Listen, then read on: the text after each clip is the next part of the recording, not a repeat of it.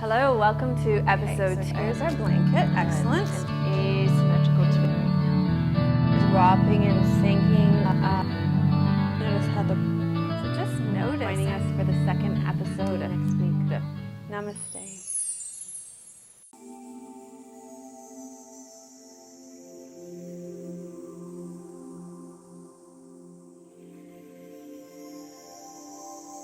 Hello and welcome to episode 16 of Namaste Yoga. I'm here with my friend Carrie today. Happy New Year, everybody. I hope you all enjoyed the special episode of Sleep Yoga last week for episode 15. So this week, to start out the new year, we've been focusing on Sankalpa, which means to resolve. And we're going to start our practice this week with a longer sort of guided reflection. So I'm going to ask you to rest back. And you might want to have today some blankets to cover yourself up because we'll be lying back for a bit, and probably a block as well, if you have a block.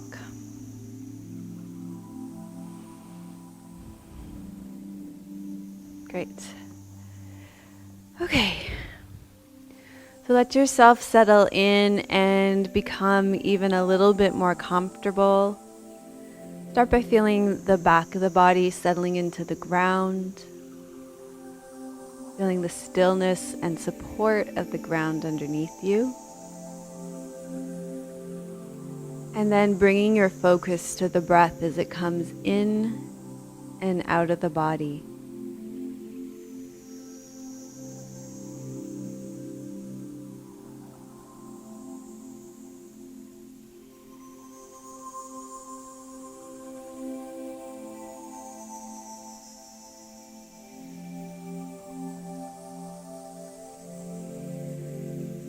So let's take some time right now to bring to mind your New Year's resolutions for the year.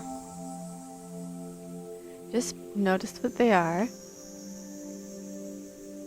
And notice the energy around them. I find that a lot of times New Year's resolutions have a lot of sort of willpower and overcoming and desire to fix something that's wrong with you. So just notice if your resolution falls into that kind of category at all. And today we're going to reflect on our New Year's resolutions by looking at some of the yamas from Patanjali's Yoga Sutras. So Patanjali's Yoga Sutra is a spiritual text of yoga, and the yamas are the guides for living in harmony with ourselves and others. And so the first yama that we're going to explore today is Ahimsa, which translates directly as non-violence. And it really means to have compassion and reverence for yourself and for others. And so when you reflect on your New Year's resolution, just notice if your resolution is kind to yourself, or if there's a real energy of criticism and judgment around it and needing to fix yourself.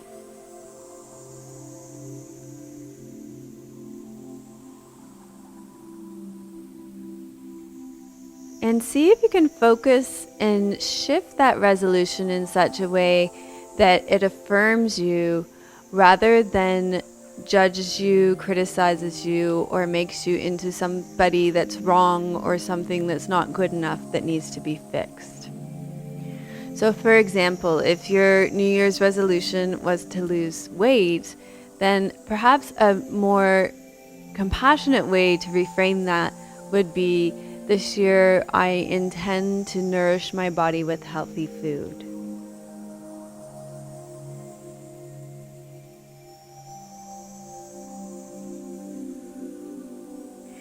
And in yoga, we have this belief that our body is made up of many layers, the koshas. There's the mind, there's the body, there's the emotions, there's the spirit.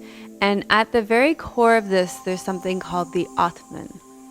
And the Atman is like your higher self, your Buddha nature, your Christ consciousness. It's your highest level of being. And this part of you is already perfect, whole, and complete, and has all the answers to everything you could ever need. And so when we connect to this aspect of ourselves, there's nothing to fix. And so it is simply a matter of peeling back the layers to reveal our true self.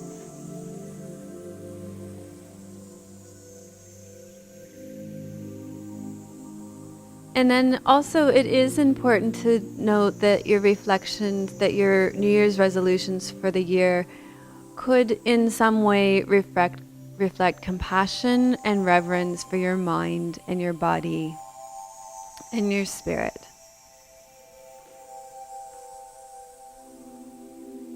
So, for example, if you are to eat junk food, then that's actually not really a treat. It's really violent in the body to have to move and digest processed food through the body.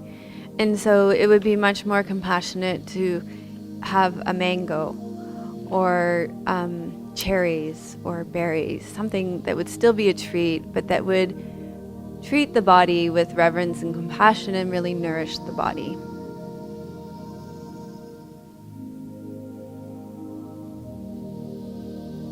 So the second yama that I wanted to reflect on today is the yama of satya, which stands for truthfulness, which means truthfulness.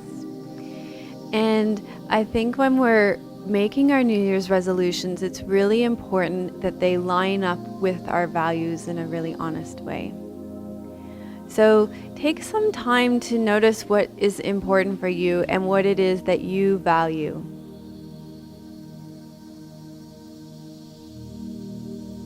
And notice if your resolution lines up with those values. So, for example, maybe in our culture, a lot of people value money, and there is important value in money. But actually, maybe let's shift to this idea more. A lot of people place a lot of value on work, and there can be a lot of fulfillment from our work. But for example, for me, if I were to work more and more and more, then that would mean I would have less time to spend with my family. And so ultimately that would rub up against that value. So for me to make resolutions around working more, it would be harder for my integrity to keep that if my value of family was stronger. So just take a moment and notice what's important for you, and if your resolution for this year or your resolutions reflect your values. And then the final yama that I wanted to explore today is brahmacharya. And brahmacharya translates directly as celibacy. And you know, this yama took place in a certain context. At the time that Patanjali wrote the Yoga Sutras, many monks would take vows of celibacy, and the thinking behind it at that time was that if they could conserve that very powerful sexual energy, that they would have more energy for their spiritual life.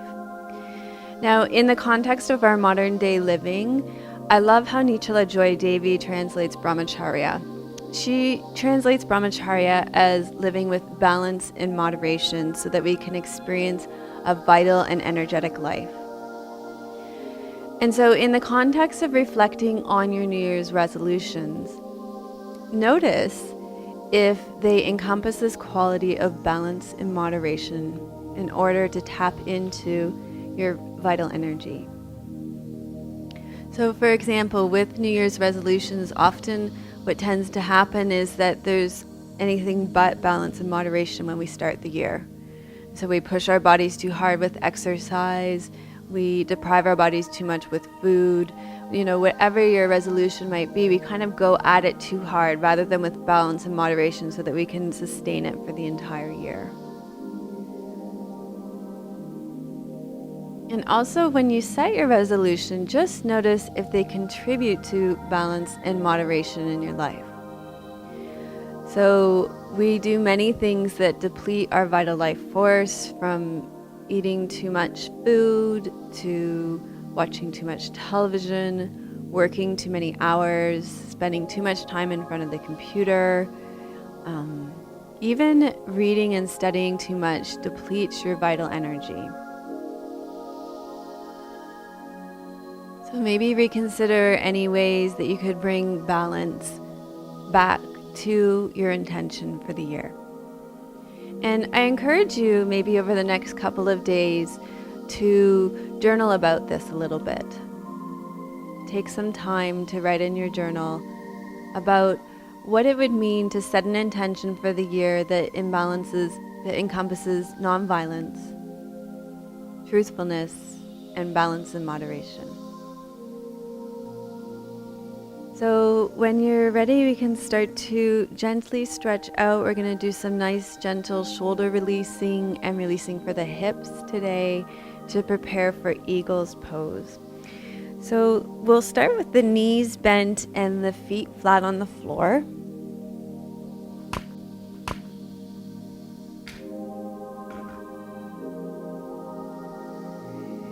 And just take some time to allow the pelvis to settle and drop in. And even right here, if you can just take a check in on the shoulders, where they are in relationship to the ground, the back of the pelvis, and the curves in the back of the neck and the low back. And just notice how that is. And then we'll hold on to the elbows here. So bending the elbows, holding the hands on the elbows. And we're going to start by breathing in the center. We'll breathe out. We'll roll the head to the right. And lower the elbows to the right as well. Great. And then we'll breathe in center. Breathe out. Roll the head to the left and lower the elbows to the left. So breathe in center. Breathe out. Head rolls to the right. Elbows lower to the right. Breathe in center. Breathe out. Elbows lower to the left. Head rolls to the left. And we'll just keep doing this. Now this is a process of undoing and unraveling tension. So allow the head to be super heavy and the shoulders to be super heavy on the ground.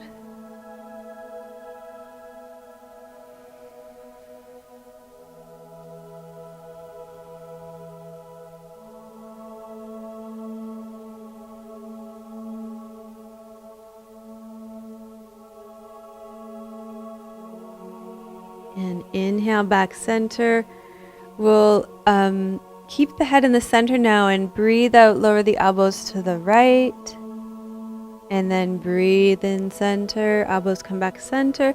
Breathe out, lower the elbows to the left, keeping the head in the center this time. So breathe in, elbows come center. Breathe out, elbows go to the right. Breathe in center. Breathe out, elbows lower to the left.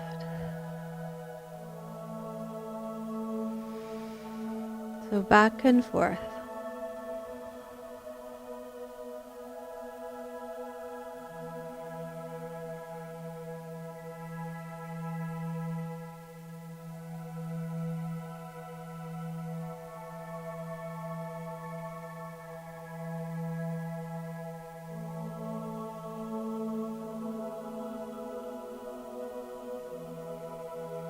And then breathing the elbows in back center, we'll drop the elbows to the right, roll the head to the left, and breathe in center. Breathe out, elbows to the left, roll the head to the right. Nice. Breathing in center. Breathe out, elbows to the right, head rolls to the left. Breathing in center. Breathing out and lowering. So we'll just continue with this from side to side.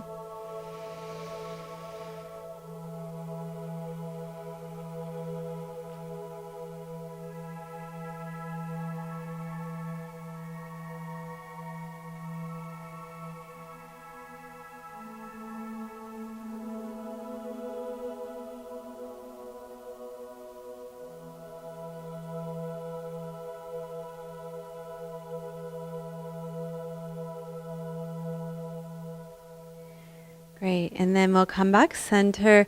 And this time we're going to add the knees, so some knee sways. So just watch for Stephanie's head there, Carrie. We'll breathe in center. We're going to sway the knees to the left, head and elbows go to the right. So your elbows and head go the other way now that you're sure you're not going to hit her. Excellent. Breathe in center. Now I got to make sure. Breathe out, knees to the right, head and elbows to the left. Everybody cozy today? Great.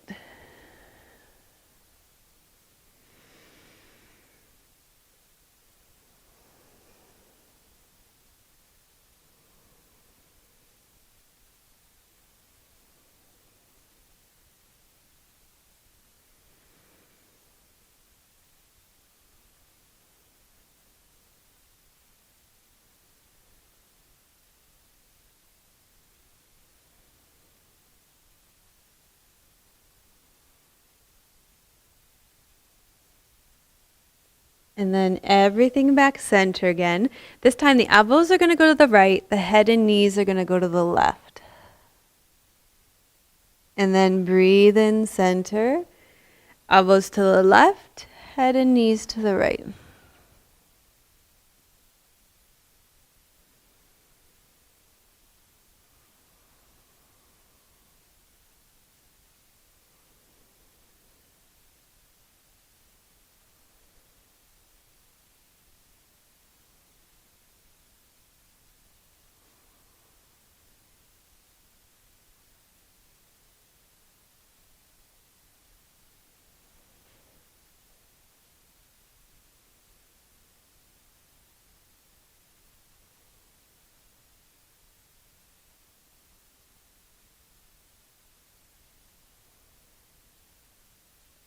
Great. And then come on back center.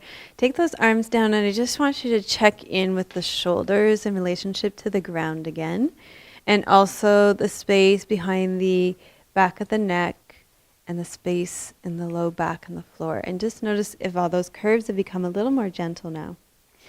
Okay, so now we're going to release the hips. We're going to cross the right leg over the left leg.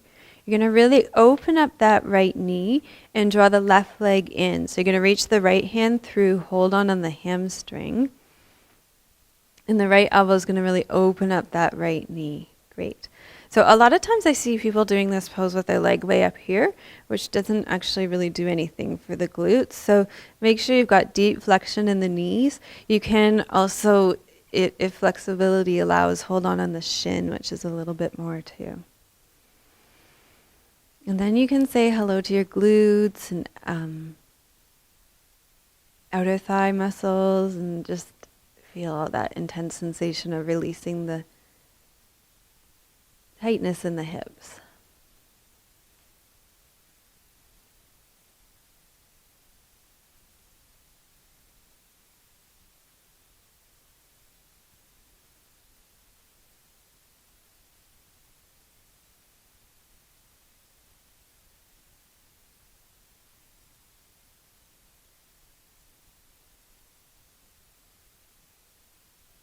Then we'll release that and we'll lower the right knee.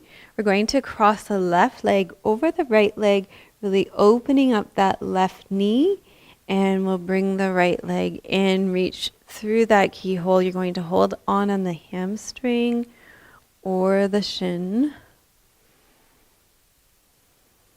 And just noticing the difference between the two sides. So Ahimsa is a really wonderful quality to encompass in your practice because a lot of times judgment can come up over comparing one side of my body to the other, that maybe my left side isn't measuring up to my right side. So see if you can express some compassion and kindness towards yourself by letting go of that inner critic a little bit, or that ongoing inner critical dialogue.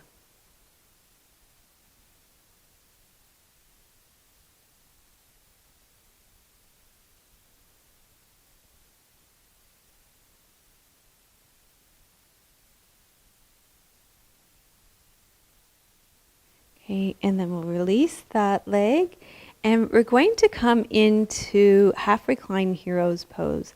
And half recline hero's pose is a pose where we really need to practice ahimsa and be very kind and gentle with ourselves, because this pose, if you push too far, you're definitely going to injure your knee.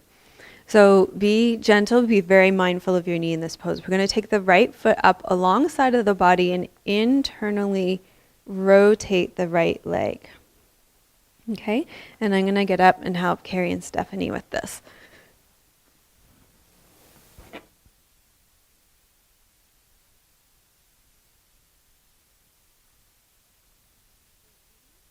Which Stephanie's doing a great job of. It's really great to fill the space. So a block underneath can be good, and then you see there can be much more dropping and releasing once the leg is supported. Yeah, and I like to do this pose with the opposite leg bent just because it creates more slack. If that leg's long, then there's more tension across the muscles, and that can be kind of challenging. So this looks good, and Carrie's a runner, so her hips are nice and tight. So try and let's bring this leg back to the midline a little bit more. Yeah, and if that leg pops up a bit, that's okay. And see how much you can rest this side of the pelvis down. I can feel those runners' quads. Holy cow, girl. Those are some strong muscles. Okay, yeah. So always fill the space. Isn't that better? A little space filling, and then that leg can relax more.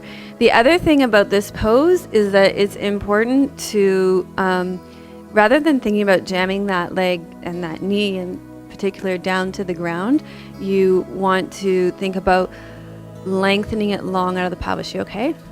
Yeah, great.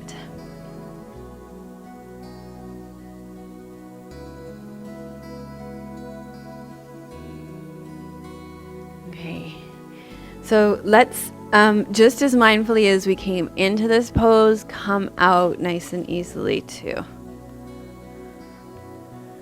Great. Okay, just check in with the hips, feel the two sides, and notice if there's any difference between the two now.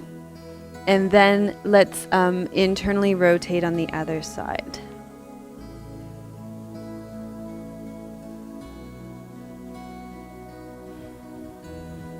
Have you done this pose before? No, not really, yeah. So it's also like, once there's more familiarity too, I think you'll be able to drop into it more. That's a little different on this side, huh? Different good, I think. Yeah, yeah. Great. So sinking and dropping the hips on the left side now, and lengthening the leg long out of the pelvis.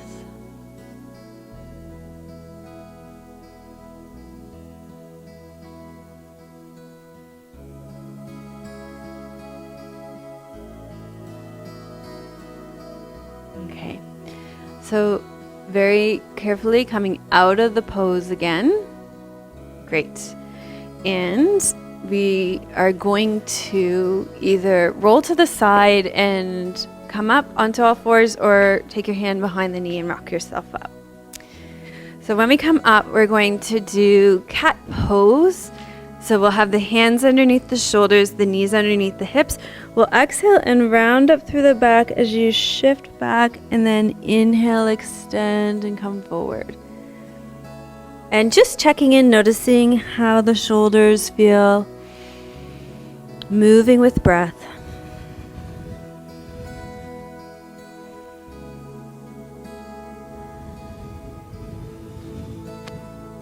And I quite like to just circle the shoulders here as well. And check in with the shoulders. Great. So from here we're going to come into thread the needle. So we'll take the left arm just up to the side, and we're going to bring the left arm through, resting the left shoulder and the left side of the head heavy on the ground, maintaining contact between the shins and the tops of the feet at the back of the body.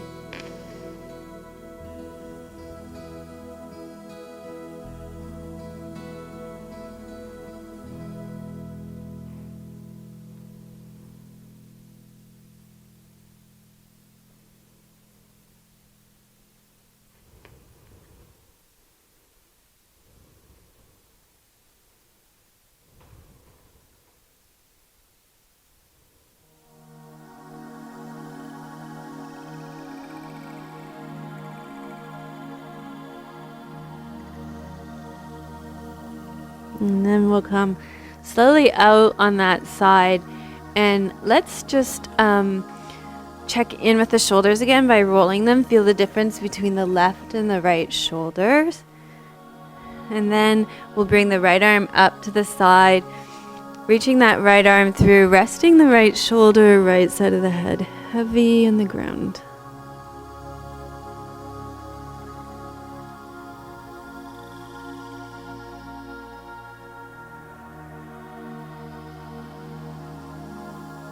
You guys hear my stomach?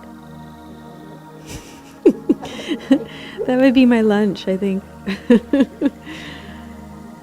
My soup.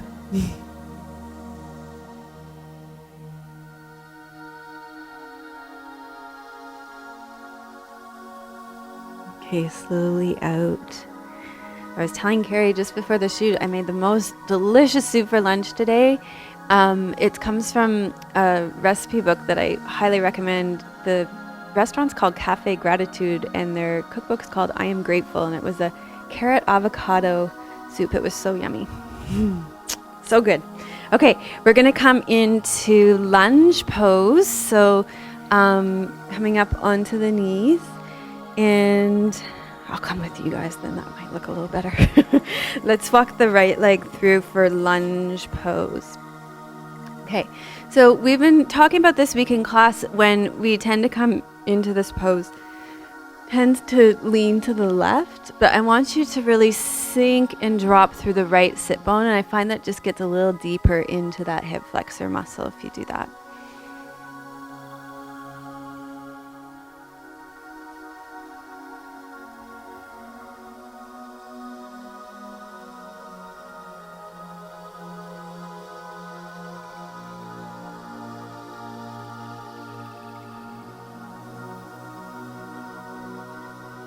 We'll step back, and we're going to do that on the other side too. So we'll take the left leg through, and we'll lean into lunge pose, stretching out the right hip. So instead of leaning to the right, really just sink down through that left sit bone.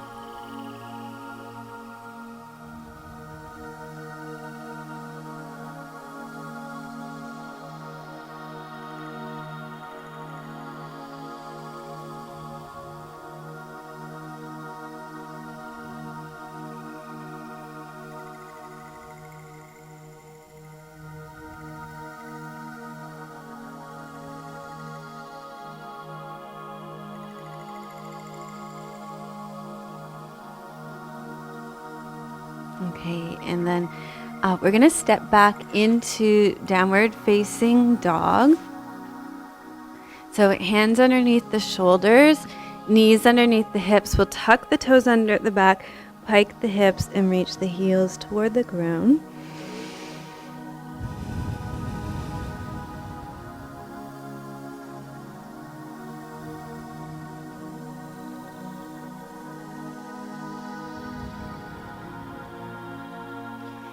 And from here, we're going to take that right leg up, give it a little shake and a wiggle.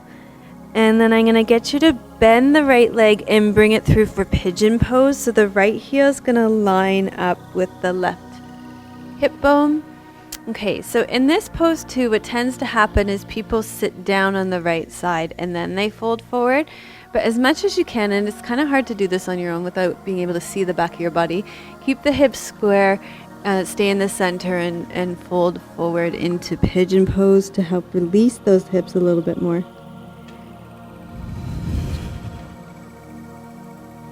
Great, good. So both Carrie and Stephanie are doing a nice job of that here.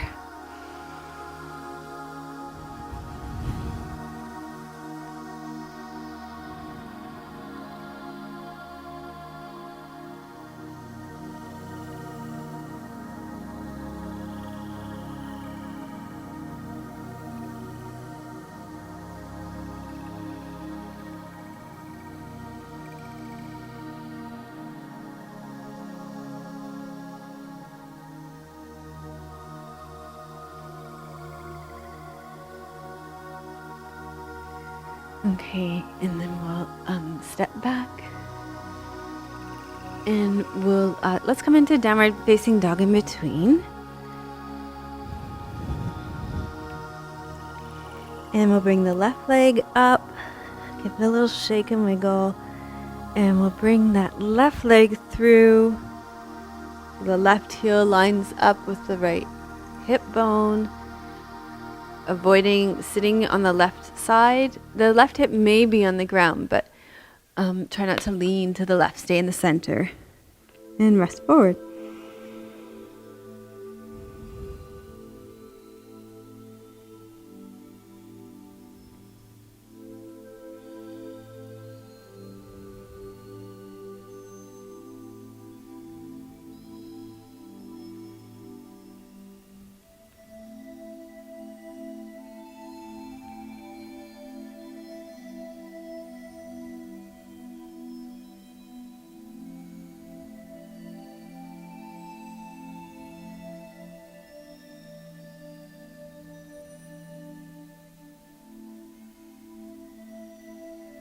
All right, and then coming back, we're going to step back into downward facing dog. Okay. And then when you're ready, we'll walk our feet into our hands and roll all the way up to standing. Right, and just rolling those shoulders back and down. Great. Okay. So let's, I want to do Tadasana mountain pose because I think Tadasana is a great pose to reflect on satya, truthfulness. In mountain pose, we're supposed to be strong and unmovable. And I think when you're really clear on what's truth to you and what your values are, it's very easy to say yes or no to things and to be able to have good resolve. So let's take the feet underneath the hips, spread those toes nice and wide. Make sure the inner edges of the feet are parallel. The feet are going to go right underneath the iliac crest. And the legs are going to lengthen down long into the pelvis, down long into the ground, out of the pelvis. And then the upper body just takes care of itself. The spine lengthens up as the more you root the legs down. So we're going to stand in mountain pose here. I'll encourage you to close your eyes and just notice what it feels like to be strong and unmovable like a mountain. And also reflect on what is important, what your values are, and what is true to you.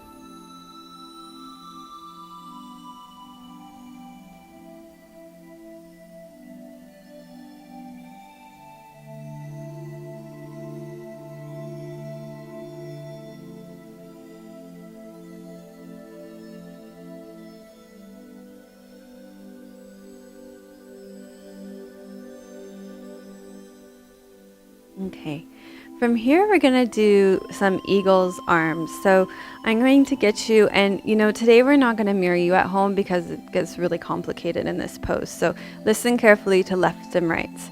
We're going to bring the left arm up, and you're going to hook the right arm underneath, bringing the palms together. So there's eagle's arms. To make it a little easier, you bring the elbows in closer to the body and drop them down. More challenging, you move the elbows away from the body and lift them up.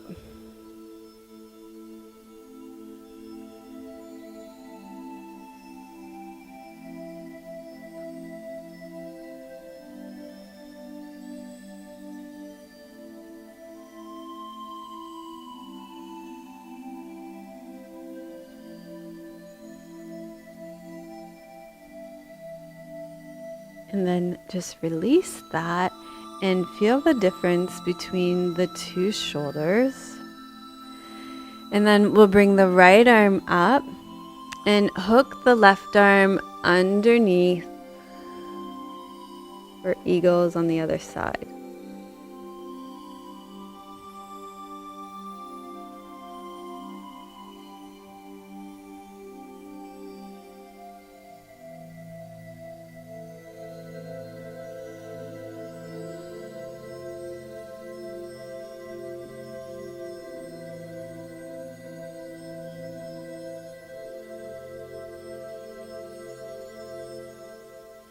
Great.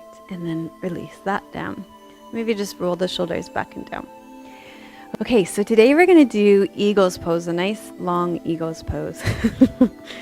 So get ready for that on camera, the most challenging balancing posture.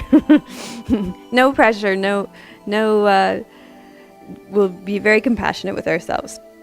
Okay, so we're going to spread our toes nice and wide. I want you to stand on the left leg. You're going to bend the left knee. The right leg is going to cross over. The toes can stay on the ground, or they can pick up off the ground, or they can hook all the way around the left leg. So you really want to focus on something that's not moving, and then bring the left arm up, and you're going to hook the right arm underneath it. I was going to look at the camera, and then I thought maybe that's not a good idea. It might start to move. So we're going to see what it's like to hold this pose for quite a few breaths.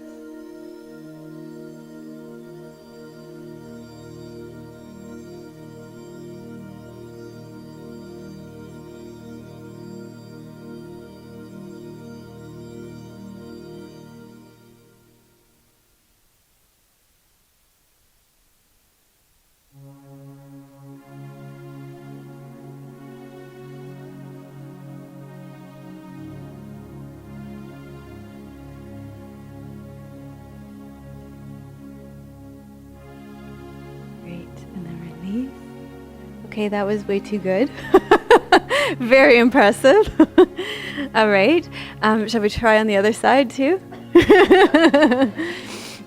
So, yeah, just because that side went so well doesn't mean that the other won't, and it doesn't matter, right? So let's stand on the right foot. We're going to bend the right knee.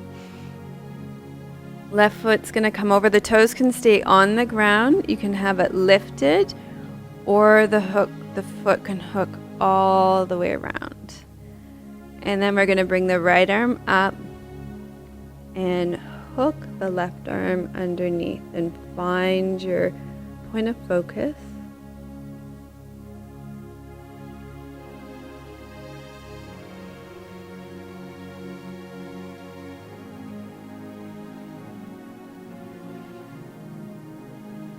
It's really important to find something very still to watch.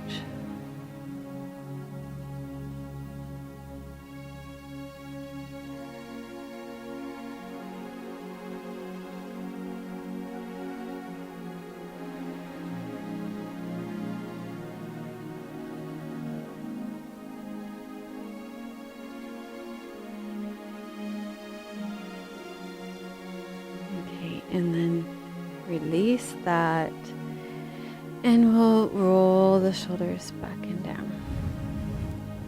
Still looking at my point of focus.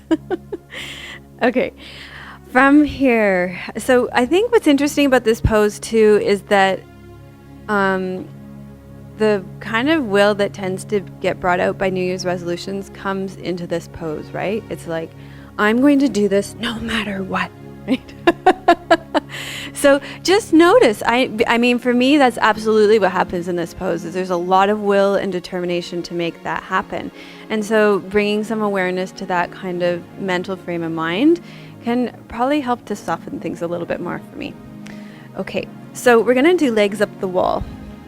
So if you want to maybe just pull your mats over to this wall, and the best way to come into this pose, maybe Stephanie, I'll just use your mat to demonstrate. The best way to come in is to sit right on the edge of the mat and your side of your hip right against the wall, and then we'll swing the legs around and up. Okay? And then we're going to stay here for about 5 minutes today. Okay, so go ahead.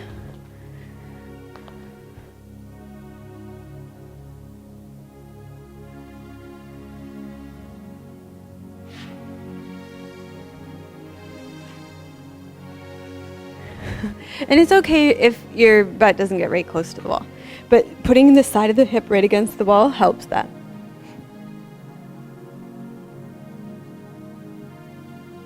Okay. I chose this pose because I feel it really encompasses the qualities of brahmacharya, of creating balance and moderation in our life to build up these incredible reserves of energy. This is a very restorative pose that helps to build energy in the body.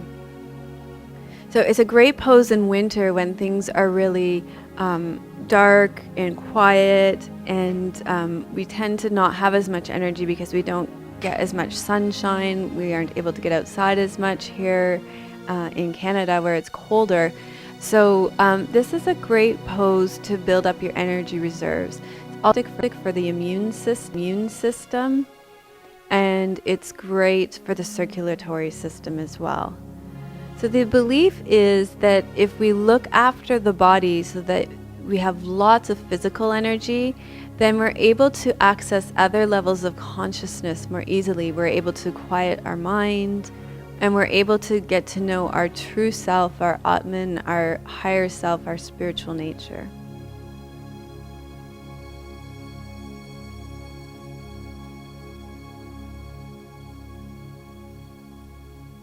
All right. So from here, I'm going to get you to bend your knees and roll to your side. Bring your mats back away from the wall and come onto your bellies. So at home, it's really well worth the time to clear some space on a wall, to have a space like that to do at home. And it doesn't take a lot of room for the legs. Okay, great. So we're going to lie on our bellies. And you can just start by resting the forehead on the ground, on the palms, on the hands. And I want you to just take a few breaths to settle the pelvis in. Let the pelvis drop into the ground, the pubic bone, find length in the low back.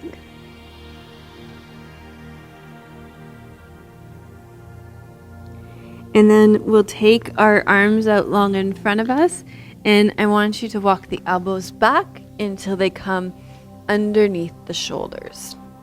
So we're in Sphinx Pose, and in Sphinx Pose, just avoid that tendency of bringing the shoulders up around the ears, and instead drop the elbows down to lengthen the spine out. So I chose Sphinx Pose because, again, I think it's a pose that really encompasses the qualities of brahmacharya. It's a small shaped back bend, but it's going to deliver great dividends in your life because it's such a counter pose to everything that we do, from sitting at a computer, driving a car, knitting, reading books. So it just opens up the body in the way that we don't in our everyday lives.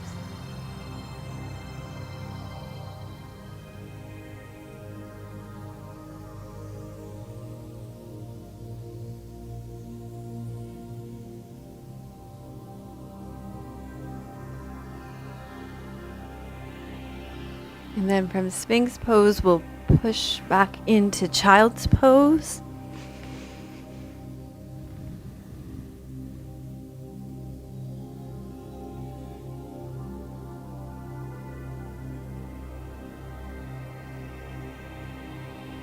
And then roll up through the spine. Bring your legs out in front of you.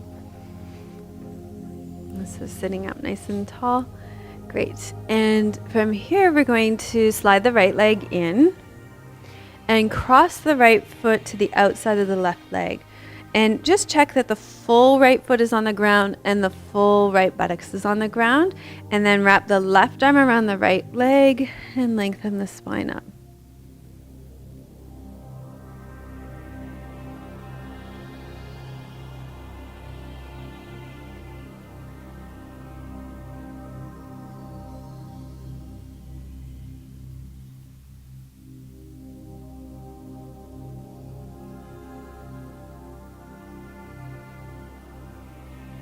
And then come back center. We'll cross that right leg all the way over the left leg so that the outside of the right foot is on the ground.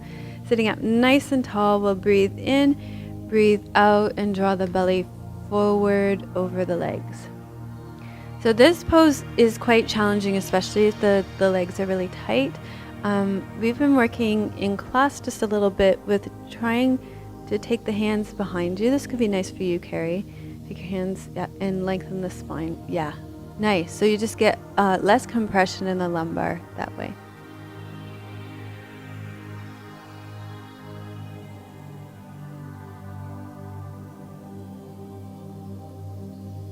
Okay, and then slowly up, we'll uncross that leg. And we'll slide the left leg in. Cross the left leg over the right leg. Wrapping the right arm around the left leg. Taking the hand behind you.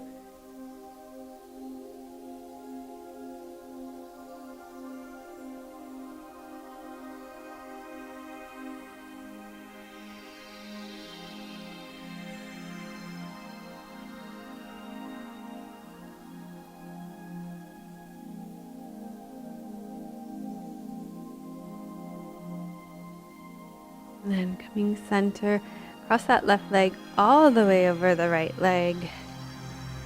Lengthen up nice and tall through the spine. Breathe out and fold forward. Yeah, and you like that, eh, Stephanie? It's nice, yeah. This is a very challenging forward fold. There's the hands behind you, and then there's also, I like this too. I can interlace my fingers on my knee, and I can give myself a little lift that way too.